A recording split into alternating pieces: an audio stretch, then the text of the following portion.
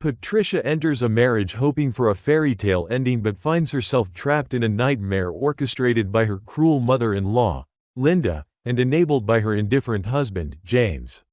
Linda's manipulative behavior escalates, culminating in Patricia being publicly humiliated and ultimately forced out of their home. With nowhere to go, Patricia uses her pain and anger to fuel a secret passion for writing. Under a pseudonym, she crafts a best-selling novel that mirrors her experiences, exposing the toxicity within her former family. As her success grows, Patricia devises a plan to confront her tormentors, reclaiming her power and revealing the truth in a dramatic public showdown. It's a story about betrayal, resilience, and the sweet taste of revenge. I still remember the exact moment my world exploded. It wasn't just the words, anyone can hurl insults, it was the absolute glee on their faces when they did it. My mother-in-law, Linda, stood with her expensive pearls glinting under the bright chandelier, and my husband, James, leaned against the doorway with a bored smirk. I was the fool in the middle, stomach churning, heart in my throat, realizing I'd let people who hated me get close enough to destroy me. And what's worse, they wanted an audience. So they did it in front of the entire extended family. It felt like a twisted kind of show and tell. Look, everyone, at how worthless my son's wife is. That's how it all began, my downfall and their victory dance on my shattered pride. But I'm getting ahead of myself. Let me back up a second. My name is Patricia, and I was once naive enough to think marriage would be my ticket to some fairy tale ending.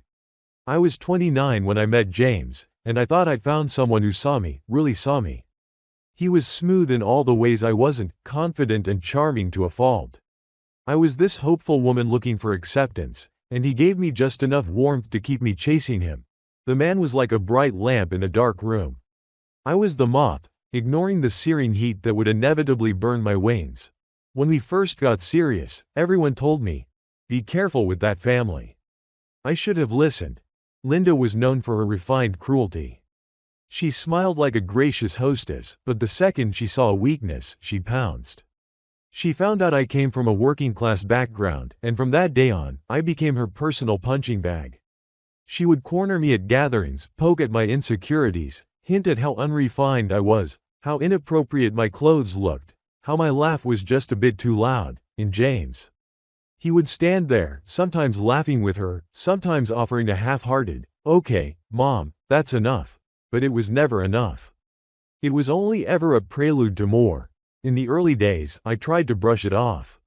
She's just old school, I told myself. James loves me, so I'll deal with it. But Linda's attacks escalated as soon as she realized I could be pushed around. Her favorite pastime became orchestrating public humiliations. She loved to gather the family, cousins, uncles, aunts, neighbors, anyone who would watch, then she'd belittle me, praising everyone else while tossing me backhanded compliments. "My dear Patricia has such a unique sense of style," she'd say, though her face looked like she smelled something rotten. Bless her heart, she's trying so hard to learn proper etiquette. I knew exactly what she was doing. But my desire to fit in kept me silent. I tried confiding in James. We were in bed one night, and I whispered, "It's not easy for me, dealing with your mom. Can you back me up a little more?" He rolled over, sighed, and said, "Mom is mom. She's just protective. You shouldn't take it so personally," and that was that. My concerns were dismissed with a pat on the head, like I was a child throwing a tantrum. I should have known then.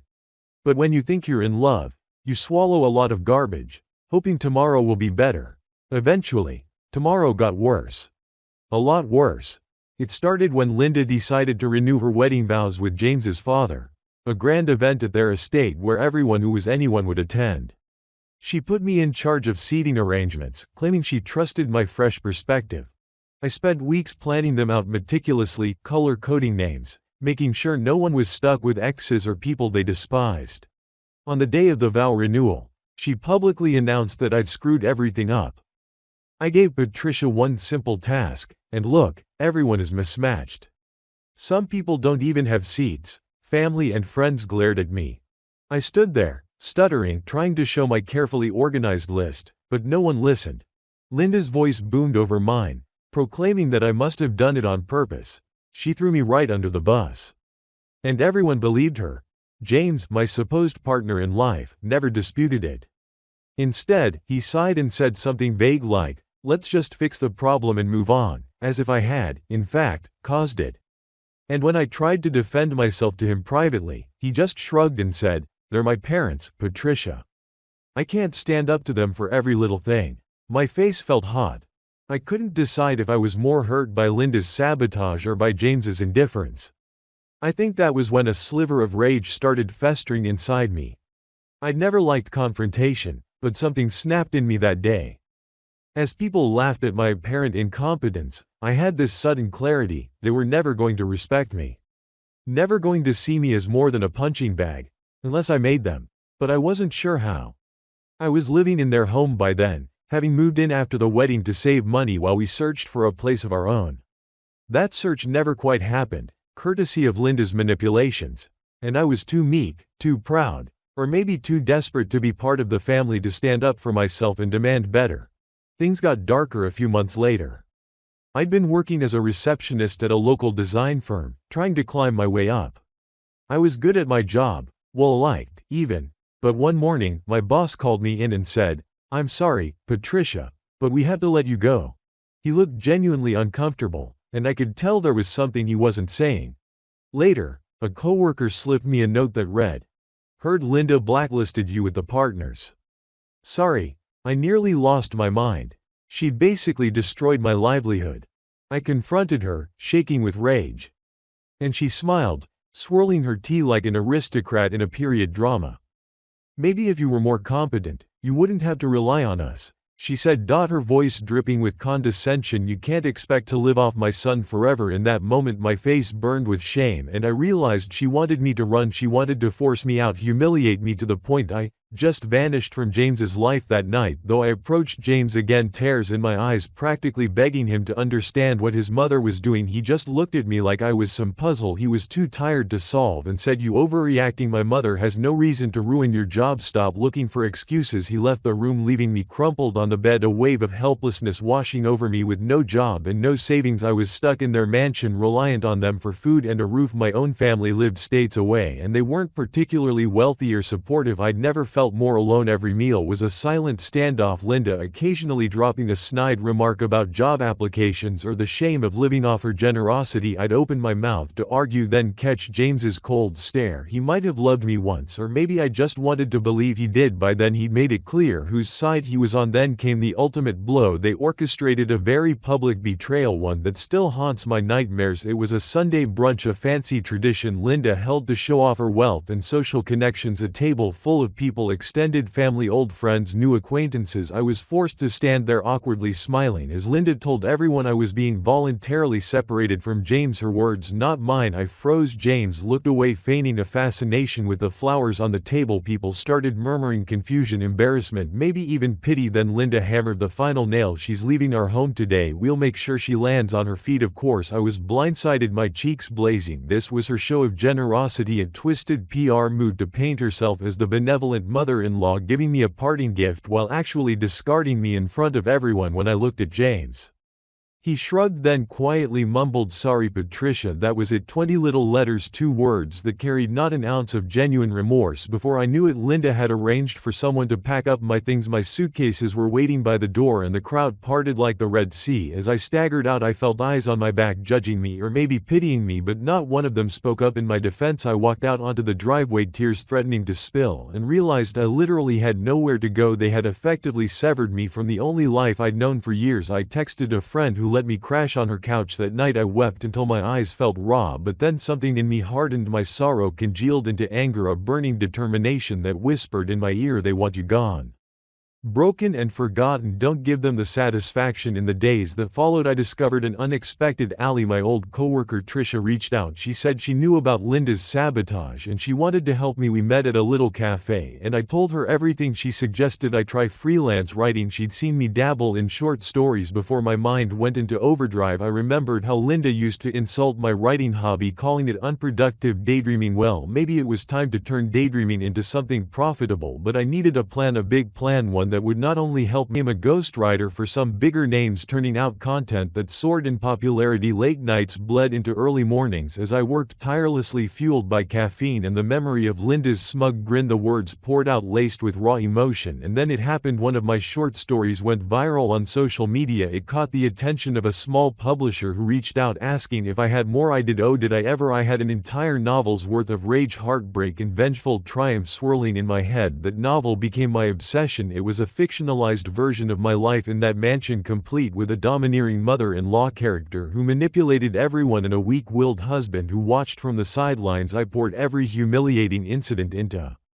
those pages, leaving out just enough detail to keep identities hidden but retaining the brutal emotional punches. I named it The Dimly Cave, and it was like therapy, exorcising every demon Linda had planted in me. My publisher loved it. She marketed it as a raw, sensational confession by a new author who had faced unimaginable family betrayals. The book launched and it took off like wildfire. Apparently people love a good real-life revenge fantasy. One got messages from readers saying they felt seen, that they recognized their own nightmares in my story. The first few royalties paid off the debts I'd racked up. The next few paid for my own tiny apartment. Suddenly I had something I'd never truly had before: independence. And as the book soared to bestseller lists, I kept my real identity hidden. Elizabeth Sanchez was my protective armor. Linda and James had no clue that the author of this sensation was the woman they'd once kicked out like trash. That's when a devilish idea took root I wasn't satisfied with just success. I wanted them to face their downfall as publicly as they'd humiliated me. I caught wind that James was engaged again, this time to a wealthy socialite named Caroline. A friend forwarded me the engagement party invite, which was plastered all over social media. The event was set to be extravagant, a real spectacle at Linda's estate. I wasn't invited, of course, but that was about to change. See, the power of a bestseller can open a lot of doors, especially if nobody knows the face behind the words. I reached out to a large philanthropic organization I'd started collaborating with. They loved my writing and had even asked me to speak at a few events. I pitched the idea of hosting a charity benefit, tying it in with literature empowerment and community outreach. The perfect timing, the same week as James's engagement party, conveniently at the exact same estate, because guess who donated the venue? Linda. She loved the idea of appearing generous, especially if it garnered social clout. All I had to do then was show up unannounced in front of a crowd of socialites, business magnates, and the press. Everyone would be there to celebrate James's engagement and simultaneously attend a charity event for literacy, a cause close to Linda's philanthropic heart, or so she claimed, and they'd all be buzzing about the mysterious author Elizabeth Sanchez, rumored to be making an appearance, because the new spin on the event was that Elizabeth Sanchez would reveal her identity for the very first time. I couldn't help but grin when the plan fell into place. It was my chance to look Linda and James in the eye, to let them see who I'd become, to watch them squirm. Electricity of long-awaited payback. I slipped in quietly. Nobody recognized me at first. Why would they? I'd changed my hairstyle and carried myself with the confidence I'd earned through grit and heartbreak. As I maneuvered through the crowd, I spotted Linda holding court by the massive fountain. She wore a shimmering gold dress, pearls as always, a half-smile curving her lips. James stood by her side, looking dashing in a tailored suit, his arm draped around Elizabeth, the new fiancée, who glowed with naive happiness. I paused, letting the sight sink in.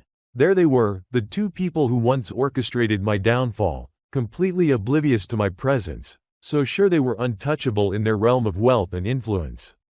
I made my way to the stage area, where the charity segment of the evening was about to begin. A host introduced me with a flourish. And now, ladies and gentlemen, we have the absolute honor of welcoming the author behind the best-selling phenomenon The Dimly Cave, the one and only Elizabeth Sanchez. Applause filled the air. People craned their necks, trying to spot me. Slowly, I stepped onto the platform, my gaze sweeping across the sea of astonished faces, searching for Linda and James. I found them in the back. Linda's eyes widened in confused recognition, James's jaw set in a tense line. I cleared my throat, microphone in hand. "Good evening, everyone," I started, my voice surprisingly steady. "I'm Patricia, though many of you know me by a different name, Elizabeth Sanchez. I wrote The Dimly Cave to shed light on a particular kind of cruelty. The sort of cruelty that happens behind closed doors in gilded homes, and also the kind that happens in front of everyone but is disguised as concern or protection." A hush fell over the crowd. I saw Linda's face lose color, her grip on James's arm tightening. Good. Let them feel the panic I'd felt. I took a measured breath. Some of you may have read my novel and assumed it was pure fiction. But in truth, it's based on my own experiences with a family that tried to break me. A family who threw me out into the street with nowhere to go, then watched me struggle for survival. Murmurs rose, and I saw Elizabeth look confused, glancing back at James, who now looked like a statue carved out of ice. I continued, letting my words slice through the tension. What they didn't realize was that their cruelty would fuel something bigger in me. I wrote every betrayal, every humiliation, every public insult, and those words found an audience. An audience who cared, who understood. Those words became my success, my revenge. I locked eyes with Linda then. I could almost taste her fear. And to the woman who'd told me I would never amount to anything, that I was unrefined, incompetent, unworthy of her son, thank you. Without you, I might never have discovered my strength.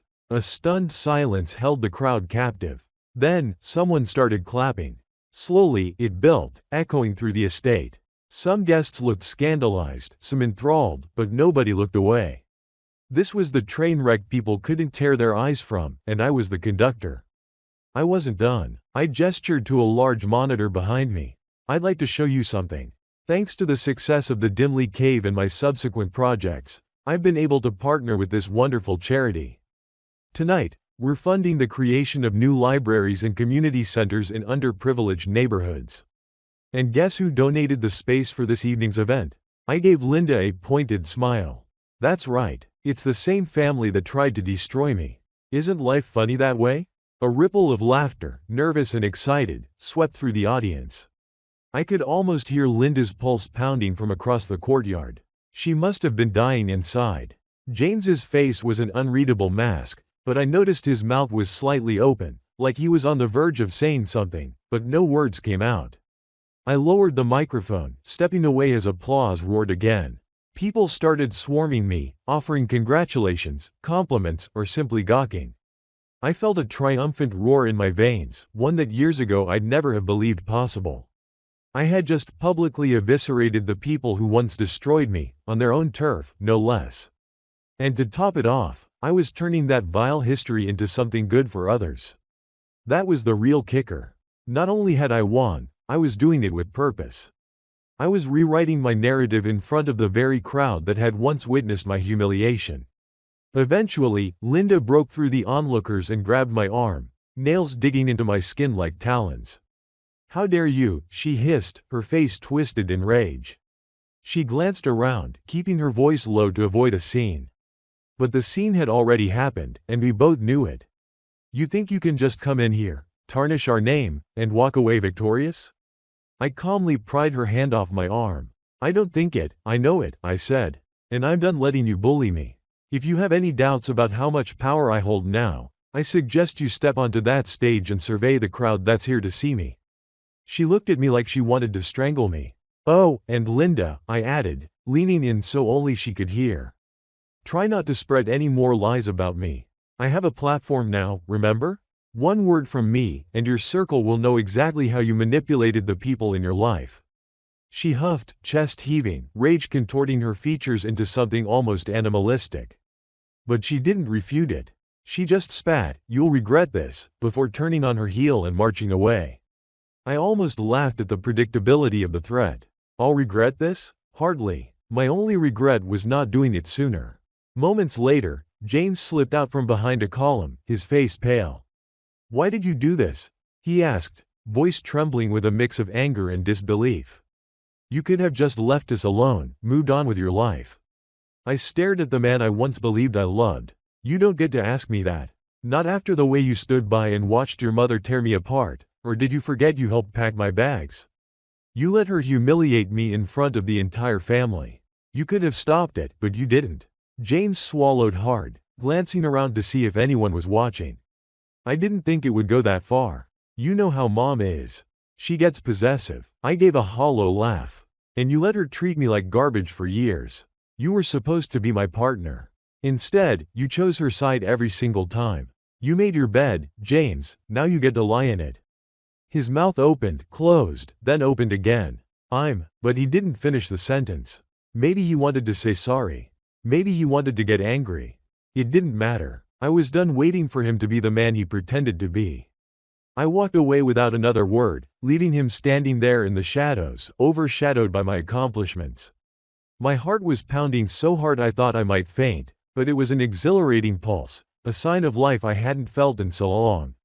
By the time I rejoined the rest of the crowd, they were buzzing with excitement about my reveal. The charity's director hugged me, tears in her eyes, talking about how much money we'd raised, how many lives we'd changed with the new community centers. My chest swelled with something warm and real. It wasn't just revenge fueling me now, it was a genuine desire to do good. Eventually, the night wound down, and I slipped away, letting the last image of me linger in their minds, successful, unbreakable, owning the stage they thought belonged to them. As my car pulled away from that cursed estate, I felt an immense weight lift off my shoulders. This was a new beginning for me, one forged through fire and heartbreak but refined into something strong and pure. I went home to my apartment, which now felt like the coziest sanctuary in the world. Kicking off my heels, I poured myself a glass of wine and sat on the couch, allowing myself a moment to just breathe and reflect. I'd done it. I'd faced the people who broke me, looked them in the eye, and shown them I was a force to be reckoned with. I felt proud, relieved, and a bit numb all at once. I'd come a long way from the girl who trembled under Linda's gaze. My phone buzzed with notifications, social media exploding with posts and pictures of the event. People were tagging me, praising my bravery, discussing the juicy drama of the reveal. Yes, there were sure to be haters, people who thought I was petty or vindictive, but for every one of them, there were 5 others cheering me on, connecting to my story in ways I never imagined. I shut off my phone and looked out the window at the city lights. This was what it meant to be free, to reclaim my own life. That night, I slept better than I had in years. The next morning, I woke up to a flood of emails and messages, offers to collaborate, interview requests, support from readers who'd experienced their own versions of family betrayal. It felt surreal, but also, it felt right. This was the path I was meant to take. I'd turned my pain into something powerful, and I was only getting started. And here's the thing, I'm not naive enough to think I'll never face hardship again. Life's full of it, but now, I know I'm capable of standing up for myself. I know what it's like to hit rock bottom and climb back up using my own 2 hands. If Linda tries anything else, if James starts spinning stories to save face, let them. I've got my own voice, and this time, no one's going to shut me up. So if you're watching this and you've got your own Linda or your own James, remember this, they only win if you let them. They can tear you down, humiliate you, even leave you with nothing. But you still have your mind, your talents, your spirit. That's enough to build an empire if you want it badly enough. It might take time, sleepless nights, and more tears than you thought you could shed. But if I can do it, you can too. Don't ever let anyone else define your worth. Trust me, no revenge tastes sweeter than living life on your own terms. And living it so well that the people who tried to crush you choke on their own disappointment. You aren't powerless, you're just getting started. So go ahead, stand up, speak out, and create something unstoppable. And when you succeed, do it in a way that not only proves them wrong, but inspires someone else to break free too. That's the best payback of all, turning your pain into someone else's hope. I invite you now, you listening, to take a stand in your own life. Share your story, lift someone else up, do whatever it takes to claim your power. Post your own confessions, help a friend in need, or simply refuse to let another person's bitterness define who you are. We're in this together. If I can transform my heartbreak into something glorious, so can you. And when you finally have your moment of triumph, I hope you savor every second of it. Just like I did. That's it. That's my story. That's the truth. And honestly, it feels damn good to let it out. If I ever see Linda or James again, it'll be on my terms, in my space, with my head held high. I'm Patricia, the woman they tried to break, but they forgot something crucial. You can't break a phoenix. We rise from our own ashes. And we burn brighter than ever before. So, that's my story. And you know what? It's not just a story about revenge. It's a story about finding my own strength. It's about realizing that I'm not defined by the people who tried to break me. They thought they could silence me, but they were wrong. I found my voice, and I used it.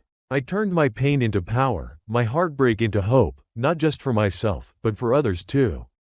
If you're going through something similar, remember this: you're stronger than you think. Don't let anyone steal your voice or define your worth. Your story matters, your journey matters, and you have the power to write your own ending.